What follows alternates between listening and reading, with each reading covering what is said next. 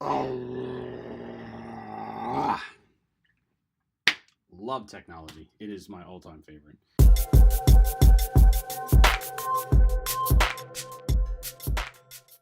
Hey, what's going on, everybody? This is Greg back again for another video.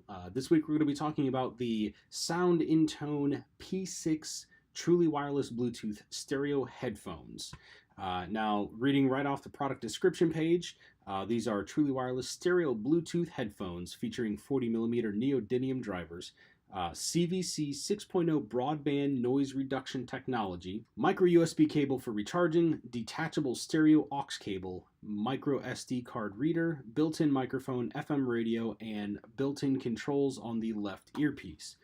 Okay, so comfort-wise, these are super light headphones, surprisingly light actually, to the point of almost feeling a little cheap.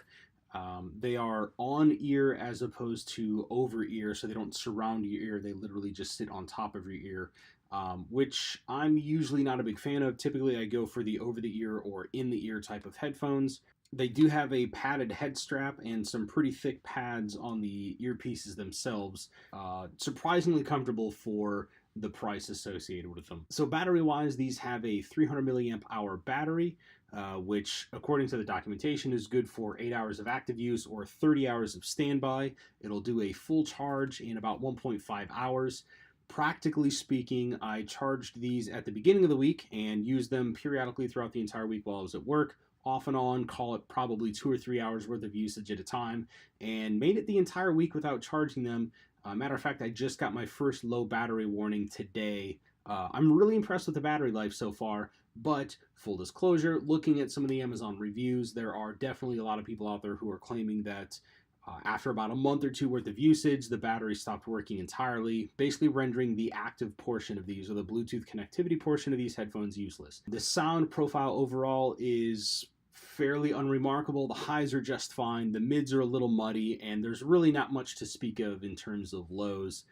Surprisingly loud. Surprisingly loud. I mean, these things are loud enough to almost use as an external speaker. If I put the headphones on max volume and then turn the volume all the way up on my phone, I mean, you would have to be basically deaf to use these on your ears without being really, really uncomfortable. I mean, they're just shockingly loud. The range on these things is ridiculous.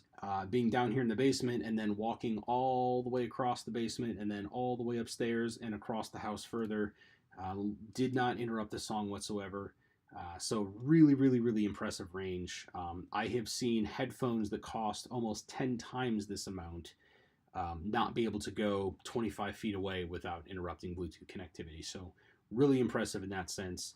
I also did notice with this particular pair of headphones, there was a little bit of unbalanced sound. The right ear or the right speaker was just a little bit louder than the left, which kind of threw things off a little bit. Bluetooth calling, these do feature a microphone in the bottom, so you can use them for Bluetooth calling. There was a little bit of a microphone quality issue where the sound kind of faded in and out from the microphone side. Eventually it kind of stabilized, so it's kind of hard to tell whether or not it was a connection problem between me and them or on their side, or if it was this. Software-wise, there are probably 3 or 4 different voices. So for example, if you turn the headphones on, you hear one voice that says power on. If you switch modes, you'll hear a different voice. If you turn them off, you'll hear yet another voice. At the bottom of the left speaker, there is an auxiliary port. You can use the included stereo aux cable to use your headphones as kind of a passive standby mode. So this is probably where I got the most use out of these. I used it fairly often with my phone to listen to music. I also use it on the Xbox just to kind of test out that connectivity. One of the most disappointing things I found, even though it does include a microphone, you can't use the microphone if you're using the auxiliary cable. So the microphone only really works when you have it in the active mode, which is basically when you turn the power on. If you plug in the auxiliary cable, you're not going to get the use of Bluetooth and presumably any of the noise canceling qualities. Now, speaking of noise canceling, if there is actually noise canceling in these headphones, it is subtle to the point of being unnoticeable. It would be very hard to distinguish the difference between any type of noise canceling technology and just the nature of having these kind of thick pads covering your ears. Not to say that it's bad, but I definitely wouldn't purchase these specifically for the purpose of having noise canceling headphones. Construction wise, like I mentioned earlier, they are light to the point of feeling cheap.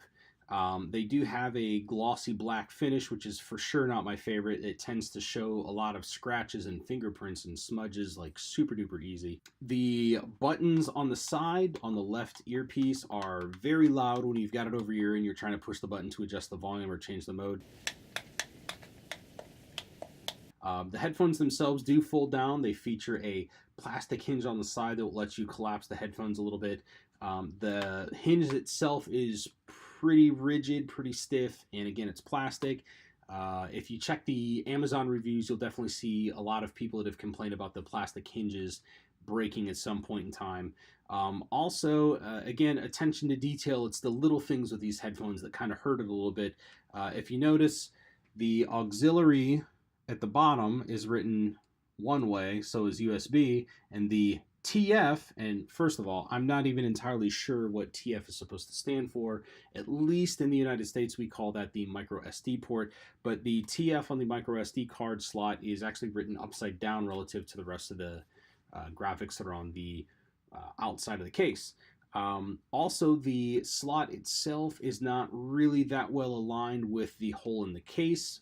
Basically, what I found was as I was trying to insert a micro SD card, it was pretty easy to try and get the SD card itself wedged in between the slot and the case itself. Basically, if I would have pushed any harder, I would have inserted the entire card into the side of the headphones and then lost the card inside of the earpiece itself, which is pretty not good. So overall pros and cons. On Amazon, they're normally $40. They're on sale right now for $35. The battery life on these is pretty solid. The volume on these is absolutely astounding. These are some of the loudest headphones I have ever seen. On the downside though, the sound quality isn't really the best. The build quality also isn't really the best. So I think the takeaway here is that it's a fairly cheap set of headphones. They're $35. Don't expect it to beat a real quality set of headphones, but for the price point, you really can't go wrong. All right, thanks everybody for stopping by. That's it for this week. Please don't forget to like, share, and subscribe. If you have any comments, either questions or suggestions for future videos, please leave it in the description below, and I will catch you guys next time.